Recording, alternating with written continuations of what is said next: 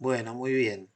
Entonces vamos a iniciar nuestra primera clase en donde vamos a empezar a desarrollar el tema de teoría de plasticidad y de trabajado de metales.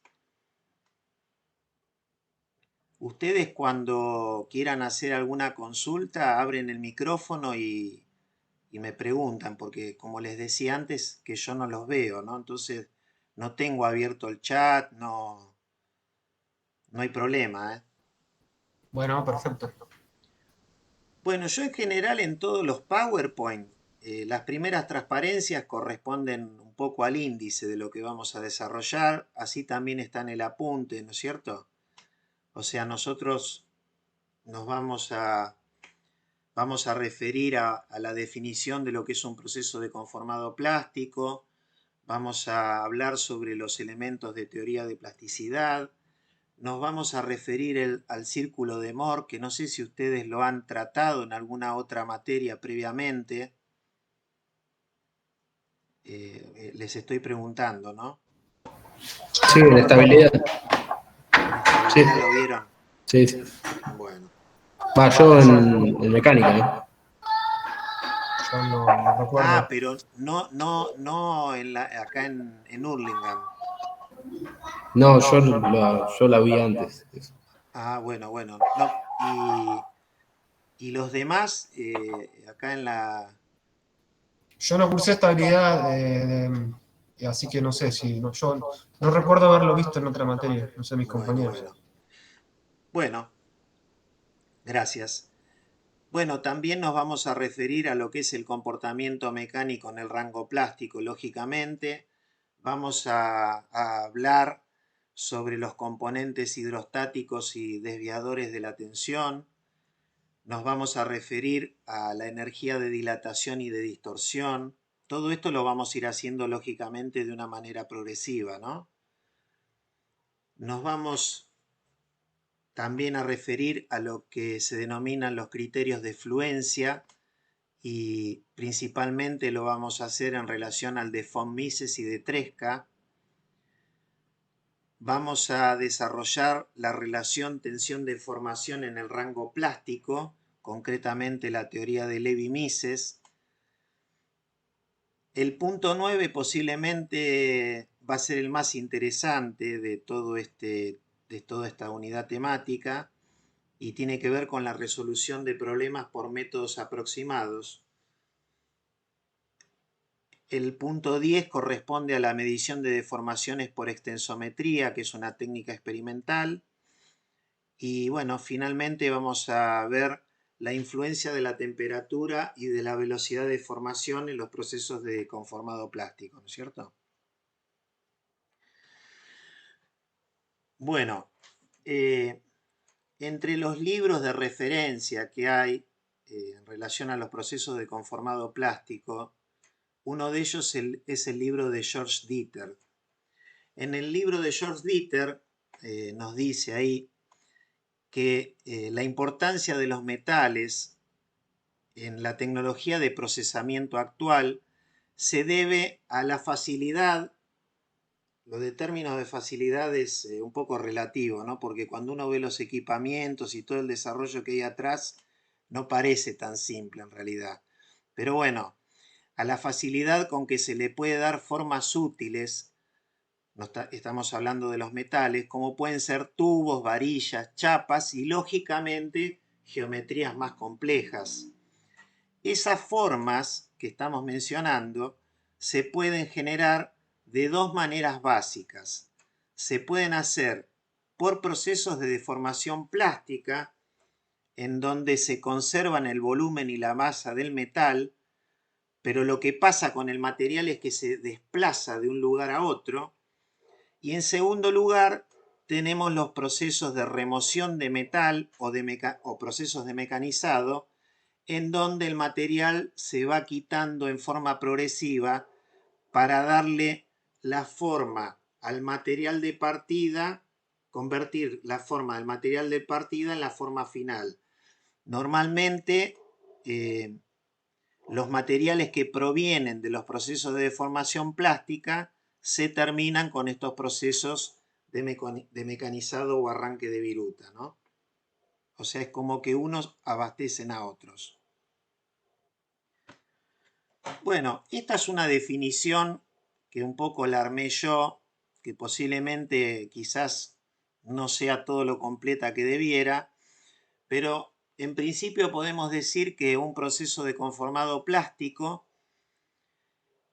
son aquellos procesos que transforman un material de partida, que normalmente ese material de partida tiene una geometría muy sencilla. Ese material, por ejemplo, puede ser un cilindro, digamos, un cilindro laminado, un cilindro trefilado, puede ser una, una palanquilla.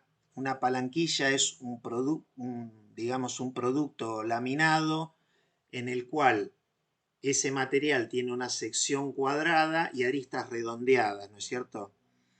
Entonces, los procesos de conformado plástico transforman esos materiales de partida de geometría sencilla en una pieza con una forma determinada y esa forma es permanente. ¿Y cómo se logra eso? Se logra mediante la aplicación de fuerzas exteriores y trabajando sobre el material en estado sólido, a diferencia de lo que pasa en los procesos de fundición concretamente, ¿no? Los procesos de conformado plástico vamos a ver que pueden ser realizados a temperatura ambiente o también en caliente, y eso se hace principalmente para reducir las cargas y para posibilitar la obtención de geometrías de piezas más complejas, ¿no? Mediante estos procesos de conformado plástico. Bueno, les voy a mostrar un video que fue filmado en una forja argentina para ver un proceso de conformado plástico que tiene, creo que 3 pasos, si mal no recuerdo. Lo que estamos viendo inicialmente es lo que sería como el alimentador de material, en donde acá tenemos todas filas de material que parece en realidad una barra de material laminado, pero en realidad no lo es, sino que son un montón de trozos que habitualmente los forjadores le llaman tochos.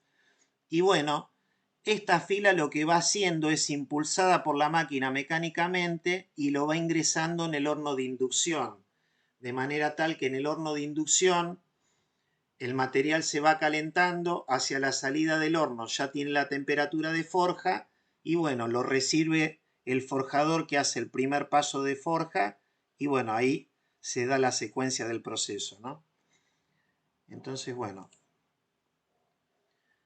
a esa se lo llama cortina específicamente, a ese sector de la máquina. Y bueno, ahí tenemos uno de los tochitos que baja por el tobogán para recibir en la prensa el primer proceso. Fíjense que bueno, todas las matrices están montadas en la misma máquina. O sea, acá se obtuvo en 2 pasos la pieza y ahora lo que se hace es quitar un exceso perimetral de material que suelen tener las piezas forjadas y bueno, este proceso se lo denomina de rebabado, ¿no? Miren lo complejo, o sea, qué significativo cambio de forma tuvo la pieza inicial con esa geometría tan sencilla que no era otra cosa que un tocho cilíndrico y que bueno, ahora se convirtió en una horquilla que bueno, como tal, fíjense que tiene en alguna medida como 2 orejas y en el medio de las 2 orejas no hay material, ¿no es cierto? Entonces, el proceso de forja en caliente tiene una capacidad para generar geometrías complejas y aparte que esas piezas tengan unas excelentes propiedades mecánicas como bueno, ya vamos a ver más adelante de la cursada, ¿no?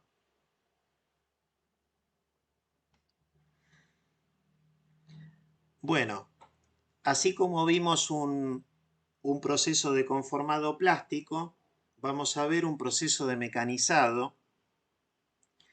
Esta empresa Walter es una empresa alemana que tiene un canal de YouTube, que el canal de YouTube realmente es increíble, los videos son de excelencia. Ahora van a ver este caso, cómo están filmados y realmente vale la pena darle una mirada al canal de esta empresa alemana.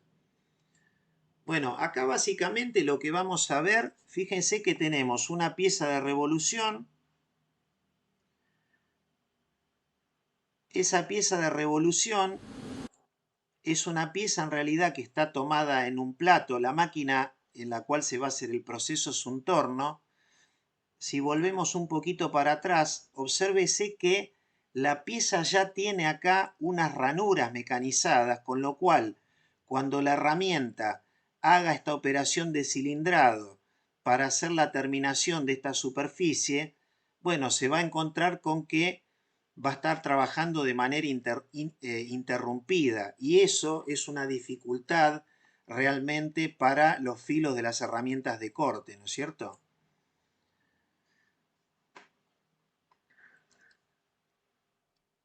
Eso es lo que se denomina placa o inserto, y bueno, ahí va a estar iniciando el proceso de terminación. Decimos que es un proceso de terminación porque está sacando un espesor de viruta muy fino, ¿no? Y está trabajando un avance de baja velocidad. Fíjense que prácticamente el sonido del mecanizado no cambia a pesar del corte interrumpido. Y bueno, ahí nos lo muestran con una cámara de slow motion. Y ahí se ve perfectamente cómo se produce la interrupción del corte, ¿no? O sea, cuando la herramienta deja de cortar, lógicamente que se descarga. Ella venía con una fuerza de corte y de buenas a primera se descarga. Eso significa un impacto sobre el filo de la herramienta. Ahí están midiendo la rugosidad con un rugosímetro. Y concretamente ahí nos están mostrando el parámetro RA, que es un parámetro muy común que suelen utilizar las empresas mecanizadoras para evaluar el acabado superficial de las piezas mecanizadas. Y bueno, es un valor típico de torneado de 0.72 micrómetros, ¿no? ¿Alguna consulta? No, profe, alguno. Se oye bien, ¿no? Bueno, Perfecto. Sí, vamos bien. Bueno. Sí, yo lo que no llegué a escuchar es en el video el sonido, no sé si los demás compañeros lo escucharon. Ah, quizás estaba un poco bajo. Bueno, Yo la verdad que no sabría cómo subirlo ahora. es un detalle, bueno, no hay problema. Si no, después lo que puedo hacer, les puedo compartir o el enlace o les mando o subo el video al aula, si se puede. pero profe, Bueno, ¿Cómo? que bueno, creo que sí puede, igual, creo que el campus permite. Bueno. Profe, una consulta. Sí, ¿Esta presentación después la va a subir también? la voy a subir a un canal de YouTube que tengo. Bien. Previo cambiarle el nombre al canal de YouTube, porque el canal de YouTube dice que es de la Facultad de Ingeniería de Lomas de Zamora, pero en realidad ahí ya hay tantos videos, e inclusive de actividades que hacemos nosotros en el Instituto de Seminarios, que ya sinceramente no tiene demasiado sentido que se siga llamando así. Así que bueno, le voy a cambiar el nombre al canal. Pero lo voy a subir ahí y después lo que voy a hacer es asociar el enlace del canal de YouTube al aula virtual. Bien. Bueno, dentro de la bibliografía hay un libro que el autor es Rowe, como está indicado acá, que para mí fue un hallazgo, lo encontré hace poco tiempo y medio de casualidad, y a mí es el libro, digamos, que más me gusta en relación al conformado plástico. Y bueno, de ahí, por ejemplo, extraje estas ideas que están en esta transparencia, en donde Rowe dice que sería innecesario conformar metales si todas las piezas se pudieran obtener por fundición. ¿Por qué dice eso? Porque el proceso de fundición es mucho más simple que un proceso de forja, requiere de menos tecnología, requiere de equipos más económicos. Entonces, en la forja, digamos, las forjas son empresas de capital intensivo, son empresas que requieren inversiones enormes en máquinas. Por eso Rowe dice, y lo reitero, que sería innecesario conformar metales si todas las piezas se pudieran obtener por fundición, con buenas propiedades mecánicas, en un amplio rango de formas y tamaños, tal como lo necesita la industria. Sin embargo, por ejemplo, los lingotes fundidos, lingotes, por ejemplo, que fabrican las empresas siderúrgicas, en Argentina tenemos la Forja Ancheletti, que es una empresa dependiente de Asindar, que en la Forja Ancheletti ellos lo que hacen es fabricar productos laminados, pero a partir de lingotes. En cambio, Asindar lo que hace es colada continua. En Argentina tenemos coladas continuas, que normalmente las coladas continuas son palanquillas, es decir, como les comentaba antes, son barras laminadas de sección cuadrada y arista redondeada, cuyo tamaño inicial puede ser, según la acería, de 120, 140 o 160 milímetros de lado, ¿no es cierto? En cambio, los lingotes de Forja Ancheletti son del orden de 400 milímetros y deben tener 1,50 m de alto, una cosa así. Entonces, bueno, eso significa un cambio en el proceso para obtener los subproductos laminados, ¿no?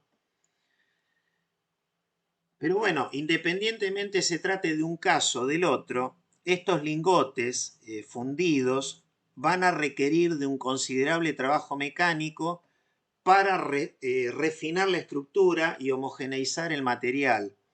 Yo acá me pongo a recordar el caso de los aceros rápidos, que bueno, yo les comentaba que cuando entré al instituto hice una beca en relación a los aceros rápidos. HSS es High Speed Steel, o sea, acero de alta velocidad. Es la denominación que le dio Frederick Taylor a un material que él desarrolló en el año 1905 y que hoy día se sigue utilizando de una manera muy importante, tanto que yo les diría que el 50% del volumen de las herramientas que se fabrican a nivel mundial siguen haciéndose en aceros rápidos. El acero rápido tiene una estructura, digamos, de colada, en donde suele haber bandas de carburos, y esas bandas de carburo, en la medida que uno no las destruya por trabajo mecánico, van a otorgarle a la herramienta de corte, si quedan en la herramienta de corte, una gran fragilidad. Entonces es común, por ejemplo, o era común, que hubiese problemas con las herramientas de corte de gran diámetro, porque si eran de gran diámetro, lo que uno podía sospechar era que tuviesen poco trabajo de conformado plástico. ¿Qué quiero decir? Que si yo tengo una palanquilla, por ejemplo, de 160 milímetros de lado, y con esa palanquilla me laminaron un redondo de 120 y yo tenía que fabricar una fresa de 110 milímetros de diámetro mecanizada, y muy probablemente la penetración de la deformación plástica no haya llegado al centro y pueda tener problemas con esa herramienta cuando la ponga a trabajar en condiciones de servicio. Por eso, la solución práctica que hay ya desde hace bastante tiempo es utilizar los aceros polimetalúrgicos para las herramientas, digamos, de gran diámetro, ¿no? las herramientas que son de acero rápido. Bueno, el proceso de conformado plástico, en algunos casos, puede llegar a representar una reducción del 80% de la sección transversal. ¿A qué nos referimos? Que si yo, por ejemplo, partí de una palanquilla de 140 milímetros y bueno, produje una barra laminada, no sé, de 15 milímetros o de 19 milímetros, evidentemente que ahí tengo una reducción muy importante de sección. Y con esa reducción tan importante de sección, evidentemente voy a haber mejorado de manera ostensible las propiedades mecánicas, voy a haber destruido la estructura del bruto de colada y bueno, voy a mejorar la ductilidad y la resistencia al impacto del material en cuestión, ¿no?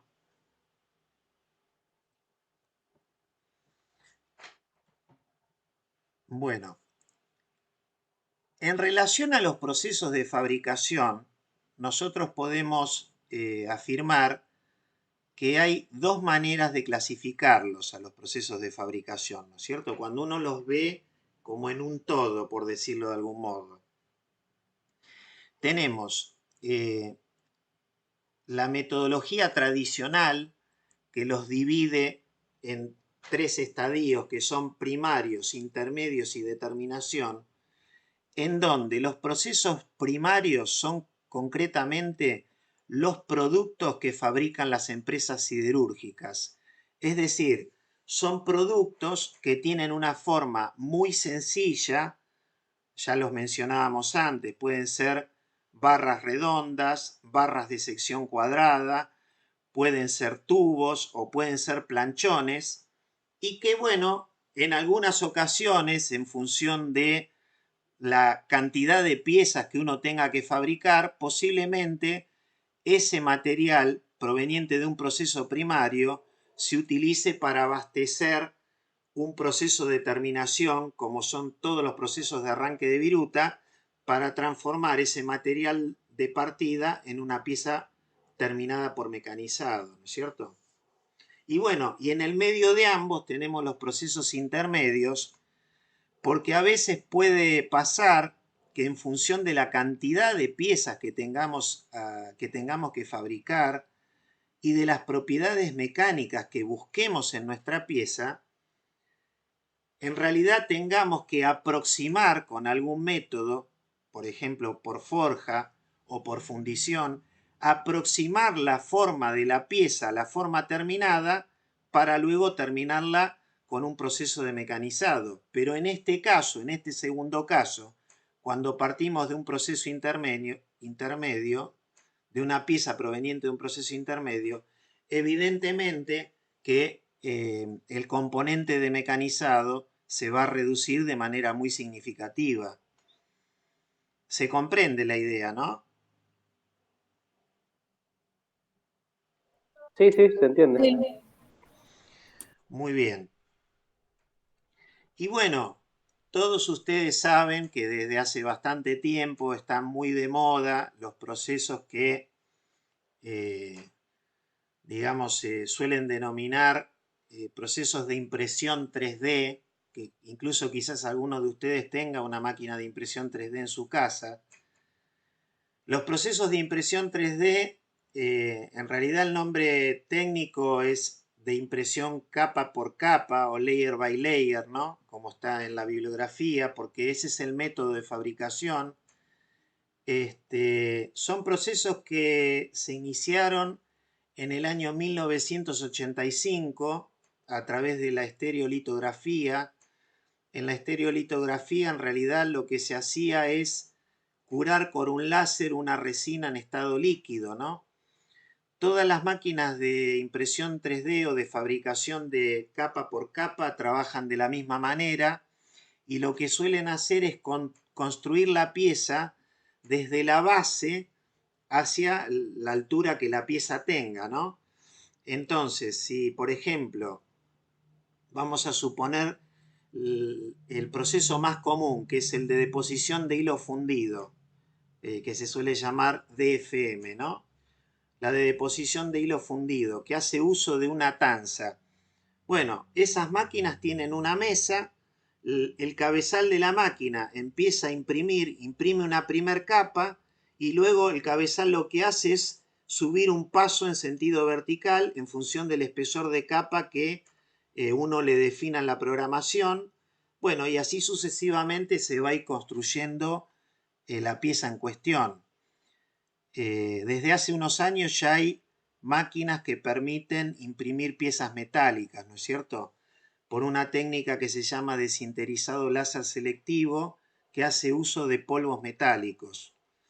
En INTI hay una máquina que está en el centro de Rafaela de INTI, que creo que algunos de ustedes me parece que han participado en un seminario que dio INTI Rafaela, no recuerdo si fue el año pasado, y que estaba relacionado con este equipo concretamente y sus capacidades. Entonces, bueno, en el caso que nosotros quisiéramos incluir a estos procesos de impresión 3D o de fabricación capa por capa en nuestra clasificación de procesos de fabricación, bueno, evidentemente que se va a modificar un poquito el método y entonces lo que vamos a hacer es referirnos a a esta segunda forma de clasificación en donde a los procesos se los va a dividir en sustractivos. Los sustractivos son aquellos procesos, concretamente los de arranque de viruta, en donde una herramienta de corte va a ir sacando material, va a ir sustrayendo material del material de partida. Después tenemos los procesos de volumen constante. El proceso de volumen constante, por ejemplo, es la forja, como vimos en el video anterior, en donde lo que hacemos es poner dentro de la cavidad de la matriz un material con una forma muy sencilla y bueno, y cambiarle la forma, pero ese proceso se hace a volumen constante. Más allá de que yo les comenté que siempre hay un pequeño exceso, que es la rebaba y que se tiene que extraer y que no forma parte de la pieza terminada, ¿no? Y por último, vamos a tener los procesos aditivos, que concretamente son los de fabricación de capa por capa. ¿Por qué? Porque acá estamos agregando material. Posiblemente es el método más racional de los métodos de fabricación, porque si nosotros analizamos un proceso de mecanizado, el proceso de mecanizado lo que hace es quitar material, transformar material que, bueno, en algún momento inicial fue fundido, luego con ese material fundido se hizo una barra, esa barra se la laminó, o sea, se le hicieron una cantidad de procesos, luego uno recibe ese material y le saca material y lo transforma en viruta, y esa viruta de algún modo o en algún momento va a volver a ser fundida, con lo cual vamos a tener que volver a gastar energía para, bueno, para que esa viruta pueda ser parte de otro material que pueda ser procesado nuevamente, ¿no? Por eso, bueno, estos procesos desde ese punto de vista son procesos más racionales, aunque todavía no han alcanzado un estadio tal que puedan reemplazar las piezas fabricadas con los métodos tradicionales. Lo que no quiere decir que haya muchas piezas impresas en polímeros y también piezas impresas en metales que ya se están utilizando, por ejemplo, Boeing en la fabricación de sus aviones, en piezas que no tienen un gran compromiso mecánico, utiliza piezas de polímero impreso, ¿no? ¿Alguna pregunta? No, no. No, no, va bien, profe. Bueno. Bueno, este diagrama, que podríamos llamarle diagrama polar, yo lo tomé de un libro que está en la bibliografía, que es de un autor alemán que se llama Berend Denkena, que me gustó porque, bueno, en relación a procesos de piezas fundidas, casting, de piezas forjadas, forging, y de piezas mecanizadas, acá dice cutting and abrasive processes, los procesos abrasivos tienen que ver con el proceso de rectificado, que nosotros no lo vamos a ver en la materia, ¿no? Es un proceso, digamos, de terminación más fina que los procesos de arranque de viruta. Me gustó este diagrama polar porque lo que hace es analizar para cada uno de estos 3 procesos 4 variables, por ejemplo. Analiza la variedad de formas que se pueden alcanzar, shapes, acá arriba a la izquierda, la calidad de las piezas que se pueden obtener, quality, la afectación sobre el medio ambiente, environment, y, bueno, la productividad, productivity, ¿no? Un aspecto muy interesante, concretamente, tiene que ver con la afectación del medio ambiente, ¿no? Que muchas veces nosotros no tenemos en cuenta en el desarrollo y en el diseño de los procesos. Pero, por ejemplo, yo muchas veces comento, y bueno, y los estudiantes se ríen, que una forja es lo más parecido al infierno en la tierra, ¿no? Porque en la forja vos tenés máquinas que hacen un ruido enorme, tenés calor, tenés aceites y eso en contacto con material caliente producen humos, hay transferencia de vibraciones al piso, o sea, el peor de los ambientes. Por eso, bueno, si ustedes se fijan, bueno, acá fueron un poco buenos, me parece, ¿no? Con la forja. Cuanto más adentro está el vértice, peor es, ¿no? Acá, por supuesto que estos son conceptos relativos porque no es lo mismo si yo utilizo una forja, una prensa hidráulica que no transmite vibraciones al piso, que si utilizo un martillo. Entonces, bueno, habrá que ver cómo lo pensó este autor concretamente. Lo mismo pasa con los procesos de fundición. Hay procesos de fundición que realmente son muy poco amigables con el medio ambiente y otros que son bastante amigables, por decirlo de algún modo. Pero bueno, por ejemplo, el trazo continuo corresponde a las piezas mecanizadas. Lógicamente que son las piezas de mayor calidad entre estos procesos. Podemos obtener una variedad muy grande de formas. La productividad, claro, como son herramientas que van sacando en forma progresiva y secuencial el material del material de partida, y bueno, son procesos muy lentos comparado con un proceso de forja. Si ustedes recuerdan concretamente el video que estuvimos viendo antes de la pieza de la horquilla forjada, vieron lo rápido que se obtenía una pieza forjada, ¿no es cierto? En 3 golpes, era cuestión de pocos segundos para tener una pieza disponible. Eso en el mecanizado no suele ocurrir. Y bueno, nada, una mirada distinta de la interrelación que hay entre estos procesos que venimos mencionando y estas 4 variables que se planteó acá, bueno, el doctor Denkena, ¿no? Yo les pido por favor que cualquier duda me interrumpan, ¿eh? Sí, sí. Bueno, vamos a empezar a desarrollar el segundo contenido que tiene que ver con los elementos de teoría de plasticidad. Y para eso lo vamos a hacer a partir de un ejemplo que creo que es conocido por todos y es básicamente el comportamiento de un acero durante un ensayo de tracción. Veo que me está sobrando una letra ahí.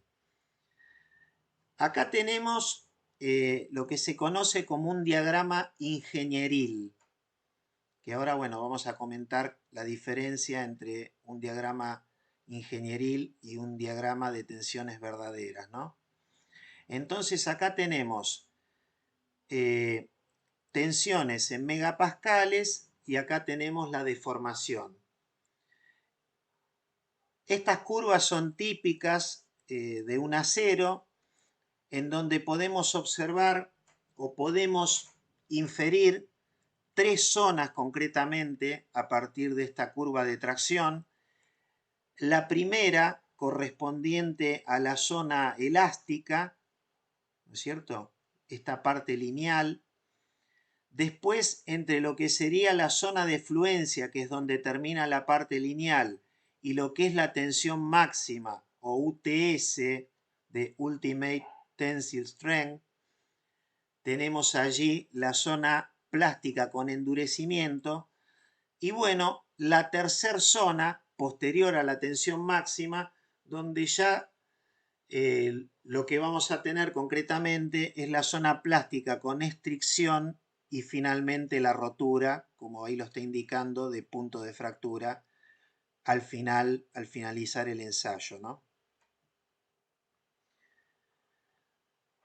Bueno, como decíamos, esa curva correspondiente a un diagrama de tracción tiene una gran importancia en plasticidad, pero fundamentalmente cuando está trazada como tensión y deformación verdadera.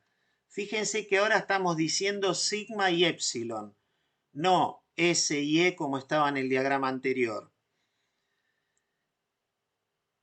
¿Por qué comentamos esto? Porque en principio nosotros podemos decir, podemos afirmar que la curva ingenieril, que es la que vimos en la transparencia anterior, de tensión de formación S-E, no nos da una indicación exacta de las características que presenta el material frente a la deformación, porque esa curva está basada en las dimensiones originales de la muestra y nosotros sabemos que las dimensiones se van modificando continuamente durante el ensayo.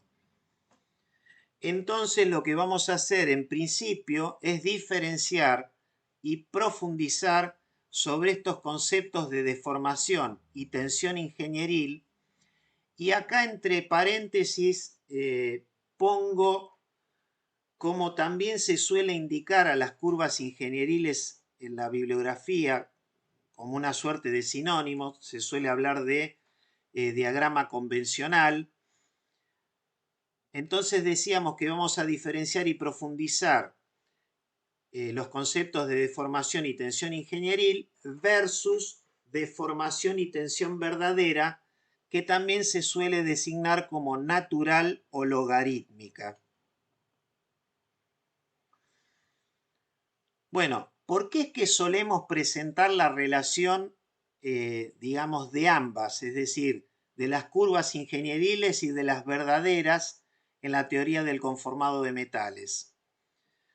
Bueno, básicamente porque las deformaciones convencionales son relativamente sencillas de medir. Digo relativamente porque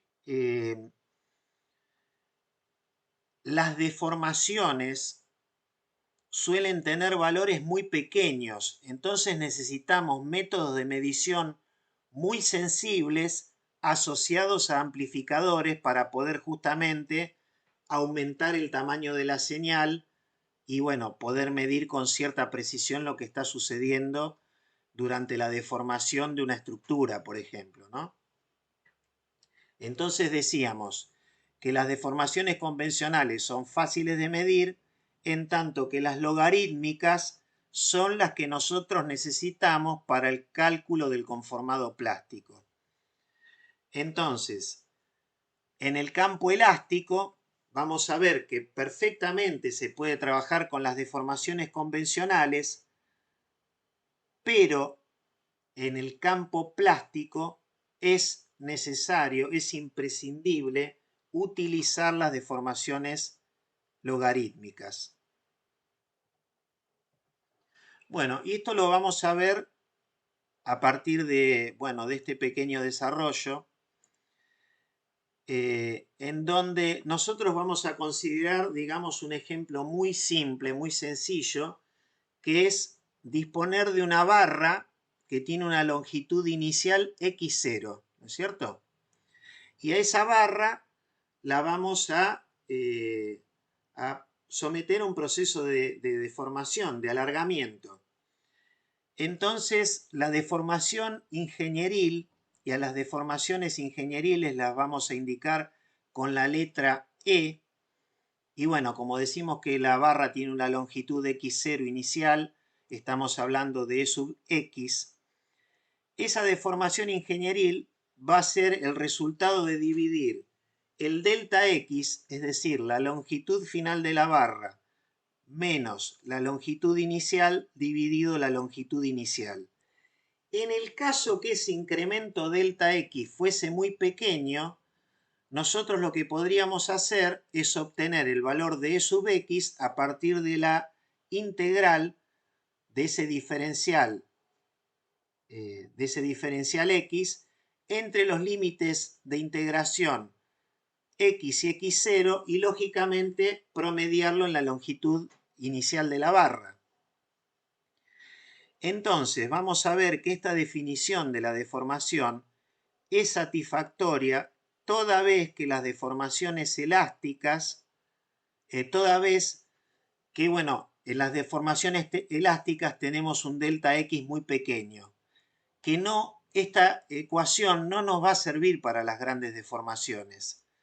Si nosotros nos planteamos un ejemplo muy sencillo, que sería calcular la deformación necesaria para alcanzar la fluencia en un acero que tiene una tensión de fluencia de 200 megapascales, lo que tenemos que hacer es aplicar para la zona elástica la ley de Hooke que decía que la tensión es igual al módulo de Young o módulo de elasticidad por, bueno, la deformación. Para alcanzar esos 200 megapascales, siendo que todos los aceros tienen un módulo de Young de alrededor de 210.000 megapascales, necesitaríamos una deformación para alcanzar la fluencia del 0,095%. Es decir, que casi no llegamos al 0,1%. ¿Qué significa eso? Que si bien nosotros en el gráfico que vimos anteriormente del diagrama de tracción, en la curva se mostraba la parte lineal como que tenía una pendiente bastante inclinada, por decirlo de alguna manera, prácticamente la zona lineal se encuentra en el diagrama de una forma casi vertical, por lo que estamos observando. Porque para alcanzar la fluencia, a lo sumo le podemos introducir al material una deformación plástica que no llega al 0,1%. Ahora, vimos el caso de una deformación pequeña, vamos ahora al caso de una deformación grande. Entonces, nuevamente estamos frente a nuestra probeta de que tiene una longitud inicial x0 y que nosotros le queremos dar una deformación del 100% en tracción. ¿Qué quiere decir eso? Que la dimensión final queremos que sea 2 veces x0, ¿correcto? Eso sería 100% de deformación en tracción. Si quisiéramos hacer lo mismo en compresión, utilizando la ecuación anterior, para alcanzar un 100% de deformación, la longitud final debería ser 0, cosa que lógicamente no tiene, valga la redundancia, ninguna lógica, ¿no? Sino que lo lógico es que una deformación equivalente sería reducir la longitud a la mitad. Entonces, está claro que la definición anterior, la fórmula 1, esta que teníamos acá, no nos va a servir para analizar grandes deformaciones. Entonces, bueno, apareció este investigador alemán, Ludwig, que propuso lo que se conoce como la definición de la deformación verdadera. Y ahora hablamos de epsilon, no hablamos de E, hablamos de epsilon, deformación verdadera. Esta deformación verdadera vamos a ver que nos evita esta dificultad que estábamos mencionando. La expresión es la misma con la que veníamos trabajando, lo único que lo vamos a hacer de manera diferencial. Lo estoy marcando acá digamos, el puntero del mouse. No sé si se alcanza a ver. O sea, acá lo que estamos diciendo es que el diferencial de epsilon x es igual a diferencial de x. Sí, sí, se ve bien, Dani. Lo estamos promediando sobre una longitud x, ¿no es cierto? Entonces, si ahí tenemos una diferencial y queremos obtener, digamos, la deformación verdadera, lo que vamos a tener que hacer es una integral entre los dos límites de integración, y ustedes saben que la integral de diferencial x sobre x es un logaritmo natural, el logaritmo natural del cociente entre los dos límites de integración. Por eso, cuando yo les decía, le hablaba de los sinónimos, decíamos que las deformaciones verdaderas también se suelen designar como deformaciones logarítmicas, porque, bueno, acá nos está apareciendo el logaritmo natural asociado a, bueno, a la deformación epsilon, ¿no es cierto?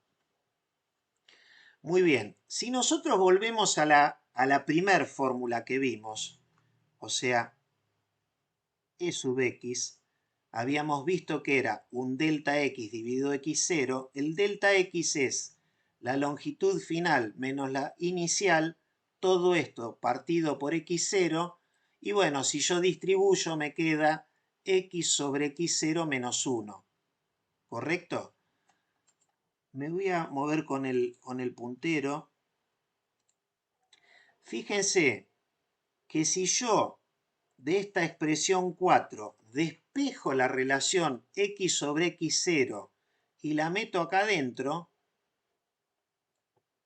bueno, me resulta la fórmula 5, en donde la deformación verdadera es igual al logaritmo natural de 1 más e sub x. ¿Estamos bien ahí? Sí, profe, sí, sí. Bueno, fíjense una cosa. Vamos a volver a nuestro problema de a través de una atracción generar una probeta que, partiendo de una longitud inicial igual a x0, pase a tener un 100% de deformación, es decir, que la longitud final sea 2 veces x0, ¿no?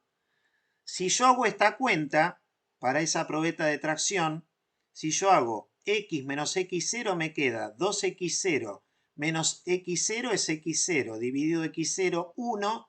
Si lo meto acá adentro me queda 1 más 1, 2, logaritmo natural de 2. O sea, la deformación verdadera en tracción es logaritmo natural de 2. ¿Estamos bien ahí?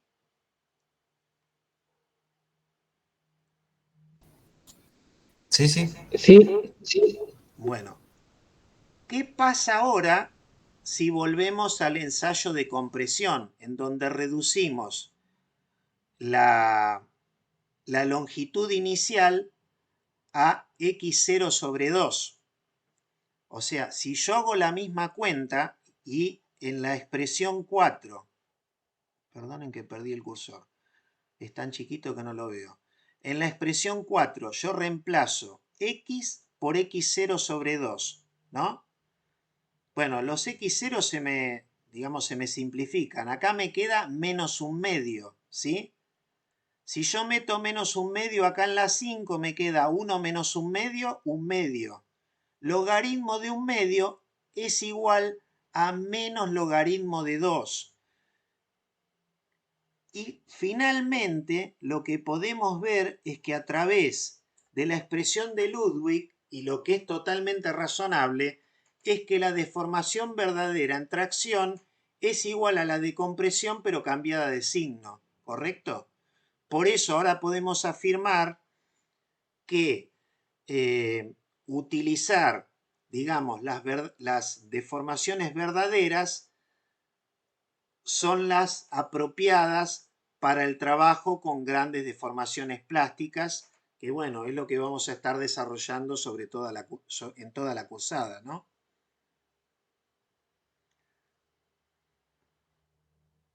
¿Se comprendió? Sí, profe, sí, sí. Bueno, Sí, bueno, profe. gracias. Bueno.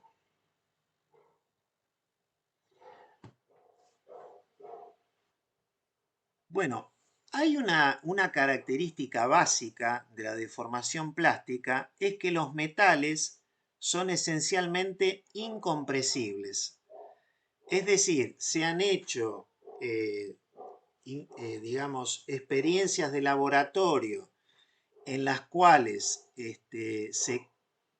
se les cambió la forma a materiales por conformado plástico y los cambios de densidad medidos en esos metales después de esas grandes deformaciones siempre son inferiores al 0,1%, es decir, que este tema es un tema experimental. Y entonces, nosotros, como una buena aproximación a la ingeniería, vamos a considerar que el volumen de un sólido permanece constante durante la deformación plástica. Ese prácticamente es una de las bases de la teoría de plasticidad.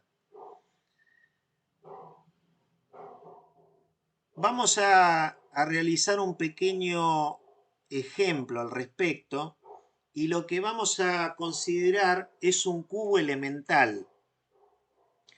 Vamos a considerar un cubito elemental metálico que tiene longitudes diferencial X, diferencial Y y diferencial Z, o inclusive podría ser un cubo de lados unitarios, ¿sí? Y sería exactamente la misma, sería exactamente el mismo el resultado. Si nosotros queremos ver cómo es el cambio de volumen en relación al volumen inicial cuando a ese cubo se lo deforma plásticamente, vamos a considerar deformaciones positivas, ¿no? Si nuestro cubo inicial, decíamos, tiene lados unitarios, lo que sería diferencial X por diferencial Y por diferencial Z, lo podríamos reemplazar por un 1 tranquilamente, ¿no? De hecho, bueno, en la expresión misma se termina simplificando. Este de acá es el volumen final, este es el volumen inicial y acá lo estamos dividiendo por el volumen inicial. Entonces, lo que está pasando en cada uno de estos términos que dice 1 más E sub X, lo que estamos haciendo es que al deformarlo plásticamente, cada uno de esos lados unitarios le estamos sumando, vamos a suponer que nuestro cubo lo estuviéramos traccionando en las tres direcciones, le estamos sumando una deformación, bueno, en un caso según el eje X, en el otro según el eje Y, en el otro según el eje Z. Entonces, cuando hacemos esta relación, nos queda el producto de 1 más E sub X por 1 más E sub Y por 1 más E sub Z menos 1, ¿no? El menos 1 surge, bueno, de simplificar el volumen inicial que tenemos acá arriba en el numerador sobre el que está en el denominador. Entonces, de ahí podemos, porque ya habíamos comentado nosotros que en el caso de deformaciones plásticas el cambio de volumen es 0, es decir, el delta es 0. Si el delta es 0, nosotros podemos pasar este 1 que tenemos acá del otro lado de la igualdad, ¿correcto? Y entonces, si aplicamos logaritmos naturales, acá tenemos un producto, los productos se van a transformar en suma de logaritmos, y estos logaritmos no son otras cosas que las deformaciones verdaderas según el eje X, el eje Y y según el eje Z, de manera tal que esta expresión, la 12, lo que hace es expresar la constancia de volumen para un sólido deformado plásticamente y expresado en función de las deformaciones verdaderas, ¿no? Esto es lo que se llama un invariante en el estado de tensiones y deformaciones.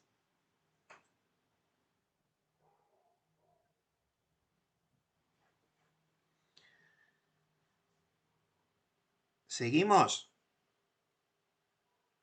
Sí, sí. Sí. Bueno, así como estuvimos trabajando con el tema de la deformación, vamos ahora a las tensiones, ¿no es cierto? Habíamos diferenciado tensión verdadera de tensión ingenieril. La tensión verdadera sigma, la ingenieril S. La tensión verdadera resulta de dividir la carga en cualquier instante por el área de la sección transversal sobre la que está actuando. Sería como el área instantánea, por decirlo de algún modo. En el caso de la tensión ingenieril, lo que se hace es dividir la carga por el área original, que la vamos a designar como A sub 0. Entonces, sigma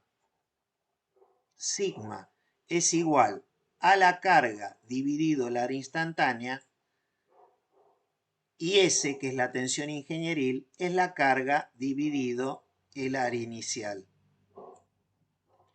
Ahora, como decíamos que en los procesos de conformado plástico tenemos constancia de volumen, nosotros podemos decir que si multiplicamos la sección inicial por x0, eso va a ser igual a una sección instantánea por un largo instantáneo x, ¿no es cierto? Y podríamos reescribir la expresión 13 como está acá abajo, en la que en realidad no hicimos nada raro, sino simplemente multiplicar y dividir por A sub 0. Fíjense que es exactamente la misma expresión anterior, lo único que multiplicamos el numerador y el denominador por A sub 0. Entonces, ahora de la 15, de la ecuación 15, nosotros podemos despejar la relación A0 sobre A y nos queda igual a X sobre X0. Y ya habíamos visto previamente en la ecuación 4 que X sobre X0 era igual a la deformación ingenieril más 1.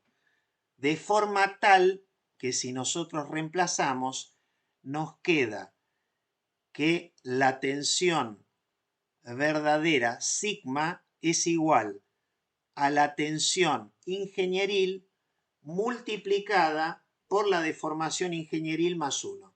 ¿Correcto?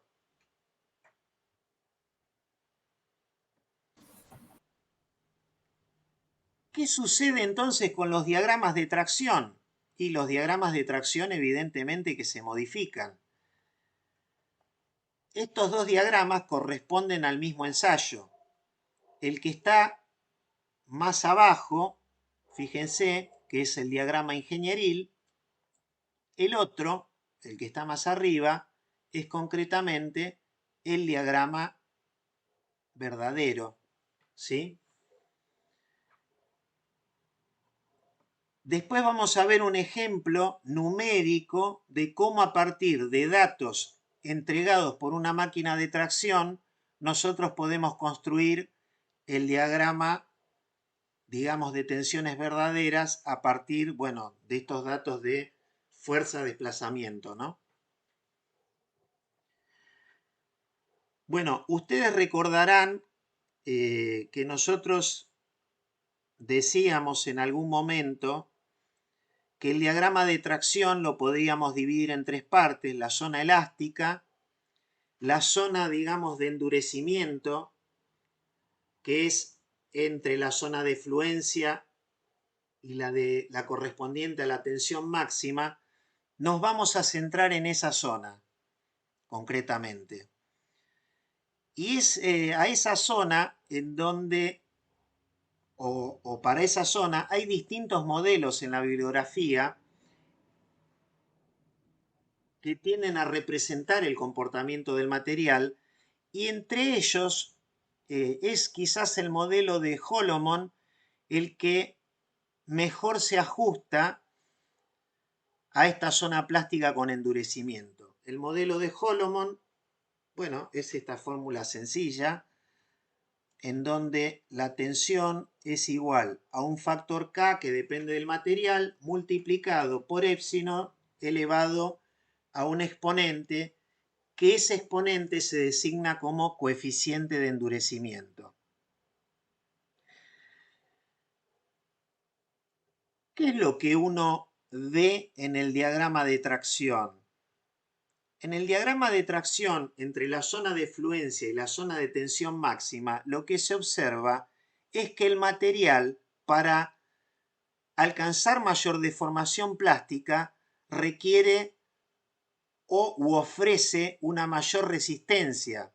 Por eso se dice que el material se va endureciendo por deformación, y en inglés, en la bibliografía en inglés, se habla de strain hardening, ¿no?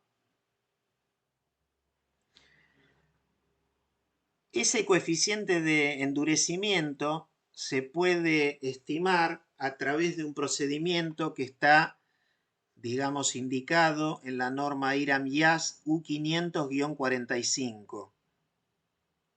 Básicamente lo que se hace, si volvemos a la ecuación anterior, lo que se hace concretamente es tomar, digamos, logaritmos sobre esta expresión, de manera tal que esta expresión se convierte en la ecuación de una recta. El logaritmo natural de sigma es igual al logaritmo natural de k más n logaritmo natural de épsilon, en donde n no es otra cosa que la pendiente de esa recta. O sea, el coeficiente de endurecimiento es el coeficiente, es la pendiente de la recta, digamos, de endurecimiento.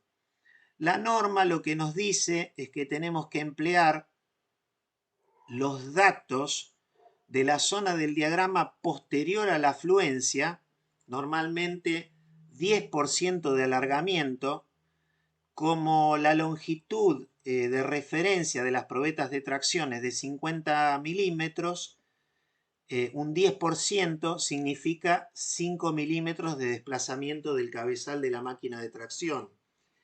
Y lógicamente los valores los vamos a tener que manejar hasta la tensión máxima.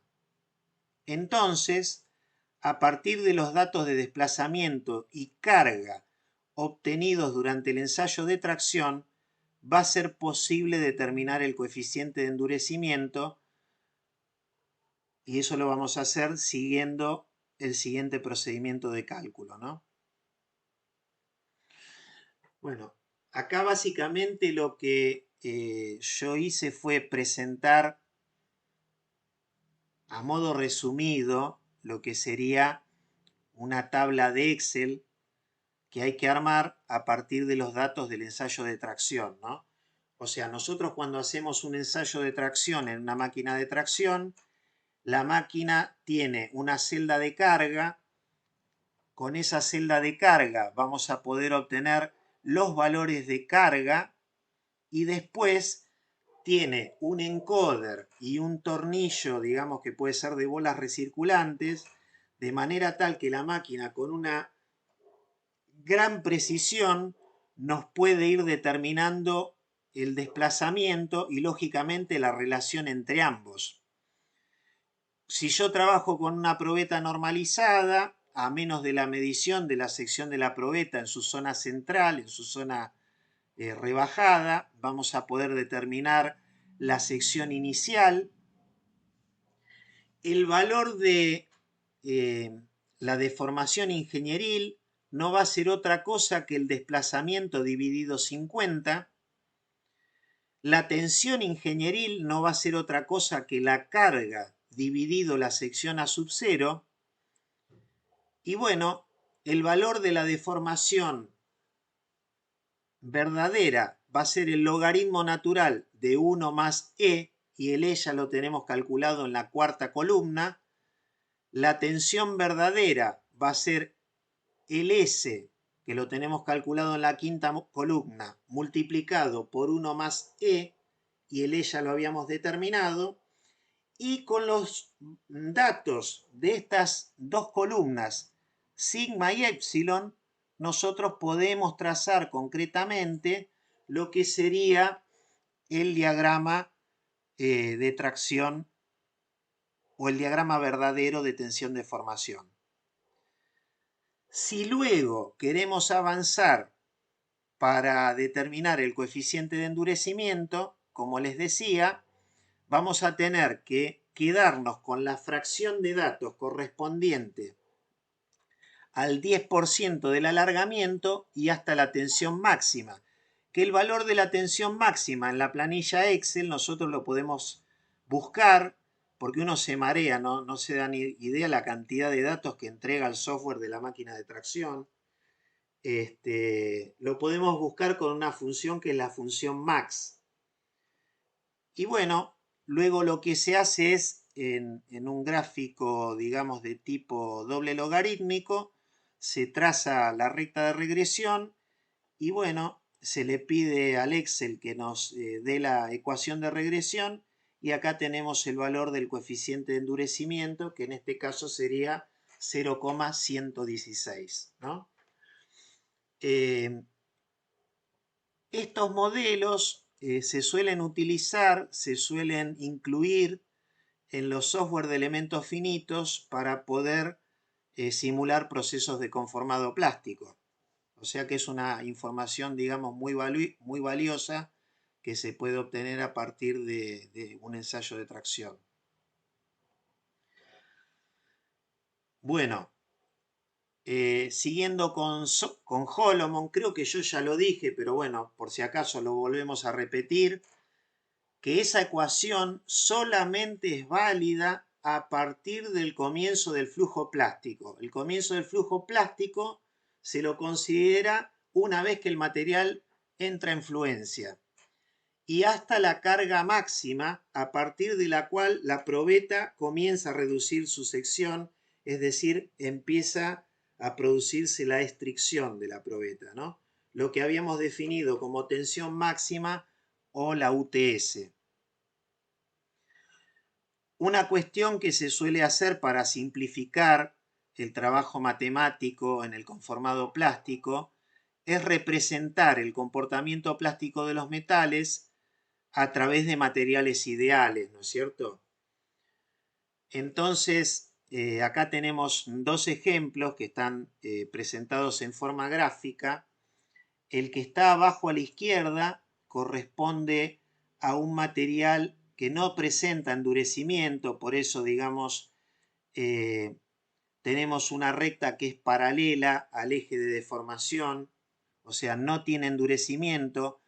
Sería el caso, por ejemplo, de la plastilina o la cera, que muchos investigadores utilizan la plastilina y la cera para estudiar procesos de conformado plástico, porque, digamos,